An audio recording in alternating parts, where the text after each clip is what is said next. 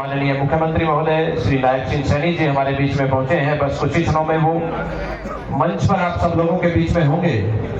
धर्म, संस्कृति और सेवा की इस पावन धरती भटगांव संवर्धन के तौर पर मील का पत्थर साबित होती है, जिससे प्रदेश की गौशालाओं का विकास होता है। गायों को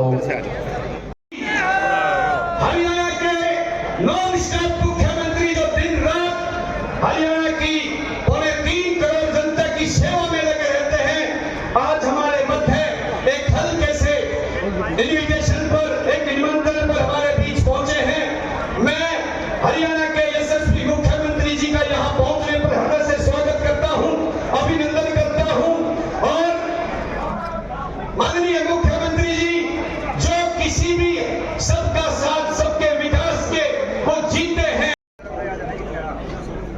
भिवानी के बाद चरखी दादरी देखिए हरियाणवी को माननीय मुख्यमंत्री जी सम्मानित कर रहे हैं। तालियां आपकी उस तरफ से आनी चाहिए। बड़ा ही शानदार कार्य आज प्रदेश सरकार द्वारा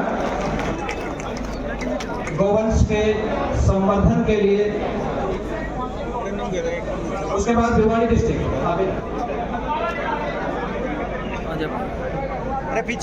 बेसहारा गौवंश को आश्रय दिया जा रहा है।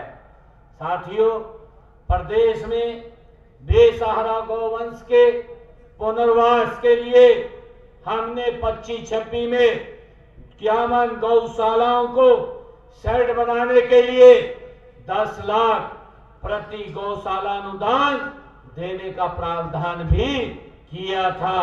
और इनमें से 21 गौशालाओं में शेड बनाने हेतु अनुदान दिया जा चुका है।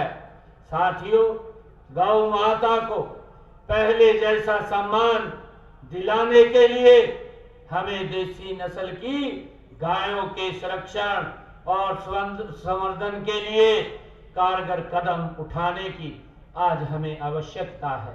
माननीय देश के यशस्वी प्रधानमंत्री आदरणीय नरेंद्र मोदी जी ने देसी नस्ल की गायों के संरक्षण और संवर्धन के लिए राष्ट्रीय गोकुल मिशन लागू किया है। साथियों, देसी नस्ल की हरियाणा साहिवाल मेलाही गायों के गौपालकों को दूध उत्पादन की क्षमता के अनुसार 5,000 से 20,000 रुपए तक प्रोत्साहन राशि भी दी जाती है। गौशालाओं को आत्मनिर्भर बनाने के लिए व्यापक प्रयास किए जा रहे हैं। साथियों, गौशालाओं के गोबर और गौमूत्र से प्राकृतिक फिनाइल, फास्फेट से भरपूर जैविक खाद, गोबर के बर्तन, गोबर से प्राकृतिक पेंट और गमला, दिया, धूप, साबुन और अन्य उत्पाद भी बनाए जा रहे हैं। साथियों, हमने पंचगव्य उत्पादन के लिए गौशालाओं की मांग के अनुसार आवश्यक मशीनरी की खरीद के लिए मदद भी दी जा रही है। मैं ये भी बताना चाहूंगा कि हमने पंजीकृत गौशालाओं को पिछले 11.25 वर्षों में सिर्फ चारे के लिए, गौ माता के चारे के लिए 457 करोड़ 41 लाख रुपए की राशि अनुदान के रूप में देने का काम किया है।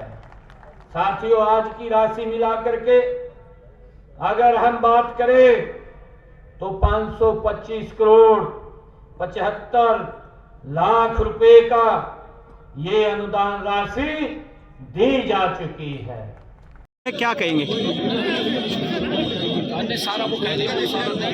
सर, कांग्रेस ने कहा कि बजट में मुख्यमंत्री ने ज्यादा समय खराब किया, किसानों को कुछ नहीं दिया। और भूपेंद्र सिंह हुड्डा कह रहे हैं खोदापाट निकली थी यहाँ, उसको कैसे देखते हैं? देखिए, कांग्रेस पार्टी बहुत ज्यादा हताश है, घोर निराशा में, घोर हताशा में कांग्रेस पार्टी है, क्योंकि उसको आगे भी चांदना नहीं दिखाई दे रहा, आगे भी अंधेरा दिखाई दे रहा कांग्रेस पार्टी ने। और जो बजट आज हर वर्ग के लिए कल प्रस्तुत किया गया है, उसमें महिलाओं का ध्यान रखा गया है, युवाओं का ध्यान रखा गया है, किसान का ध्यान रखा गया है, गरीब का ध्यान रखा गया है। इन 4 पिलरों को सशक्त और मजबूत करने वाला ये बजट है। हर वर्ग का ध्यान रखा है और आने वाले समय के अंदर विकसित हरियाणा गति से आगे बढ़ेगा। आदरणीय मोदी जी के उस संकल्प को पूरा करने वाला ये बजट है जो उन्होंने विकसित भारत का संकल्प लिया है।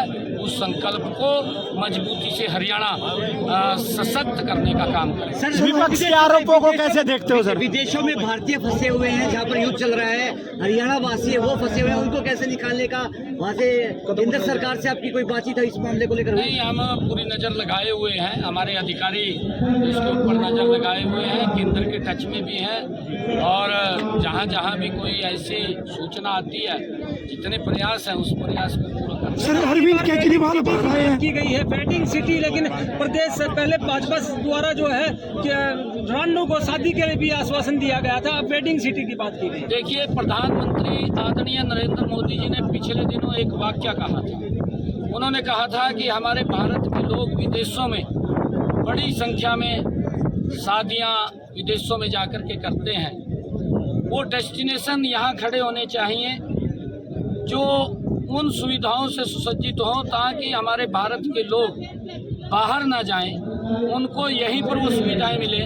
कल बजट के अंदर मैंने प्रावधान किया कि हम एक पिंजौर, खरखौता और एक मानेसर के अंदर 3 वेडिंग डेस्टिनेशन खड़े करेंगे, जिससे कि विदेश के लोग भी यहाँ शादियों के लिए आए। वो व्यवस्था हम यहाँ खड़ी कर रहे हैं, हमारे लोग बाहर ना जाएं। और आदरणीय प्रधानमंत्री जी ने कल जो ये विषय चल रहा है उसके ऊपर वो भी देख रहे हैं, उन्होंने बात भी किया है। सर, अरविंद केजरीवाल बने हुए हैं। गोलियां रंगदाली मांगी जाली है सर। कांग्रेस अपने समय के, उनके समय में तो FIR भी दर्ज नहीं होती थी, खुर्द बुर्द कर देते थे, इसी के ऊपर अत्याचार होता था। आज तो FIR भी दर्ज होती है और सजा भी मिलती है। सर, हुड्डा के राज में बदमाश बिल में भर गए थे, एनकाउंटर पे एनकाउंटर, पैरों में गोली मरवा रहे, छाती में नहीं मरवा रहे। बढ़ रहे सर, अरविंद केजरीवाल आप क्यों